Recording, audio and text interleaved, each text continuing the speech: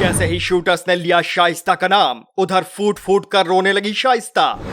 किसने अतीक को मरवाया? खुल गए राज, मिल गई शाइस्ता। अतीक अशरफ की कब्र पर पहुंची शाइस्ता, किया काला जादू। काले जादू से शाइस्ता करेगी अपने दुश्मनों को ढेर, कहा बदला लेकर रहूंगी। गुड्डू मुस्लिम ने शाइस्ता को किया टॉर्चर, पुलिस की नाक के नीचे ही कर दिया खेल। अब कभी नहीं मिलेगी शाइस्ता। इधर शाइस्ता परवीन पुलिस से भागी भागी फिर रही थी, उधर किसी ने शाइस्ता के बारे में पुलिस को बता दिया, जिसके बाद वो कहने लगी, अल्लाह के लिए मुझे बख्श दो। लेकिन दावा किया जा रहा है कि अतीक अहमद की पत्नी शाइस्ता अतीक और असद की कब्र के पास पहुंची थी। असद और अतीक की कब्र खोदने वाले आदमी ने बहुत बड़ा खुलासा किया है। बताया जा रहा है कि शाइस्ता परवीन अपने दुश्मनों से बदला लेने के लिए तंत्र मंत्र का सहारा ले रही है। दावा किया जा रहा है कि वो चुपके से अतीक अहमद की कब्र के पास पहुंची थी और वहां से मिट्टी लेकर फरार हो गई। यानी सीधे तौर पर उसके दिमाग में कुछ एकदम अलग चल रहा है। अब तंत्र मंत्र के जरिए वो कब तक बच पाएगी और इससे अपने कितने दुश्मनों को मार पाएगी, ये देखने वाली बात होगी। लेकिन इसी बीच अब बताया जा रहा है कि पुलिस एकदम उसके करीब पहुंच चुकी है।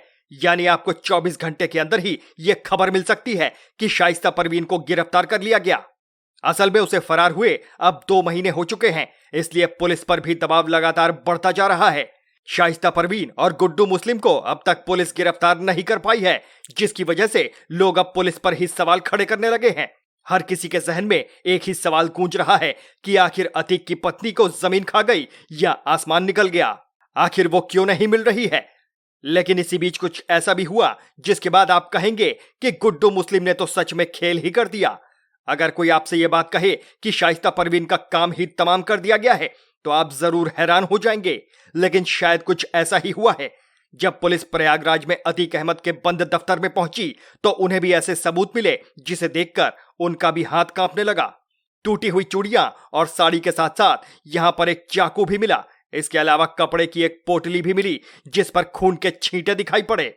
यही वजह है कि अब कयास लगाया जा रहा है कि क्या किसी ने शाइस्ता परवीन को ही रास्ते से हटा दिया।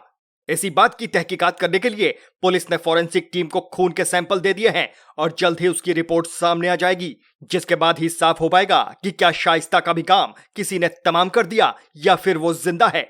लेकिन पुलिस अभी शाइस्ता परवीन के मरने की बात को गलत बता रही है और कह रही है कि हम उसे जल्द से जल्द पकड़ लेंगे।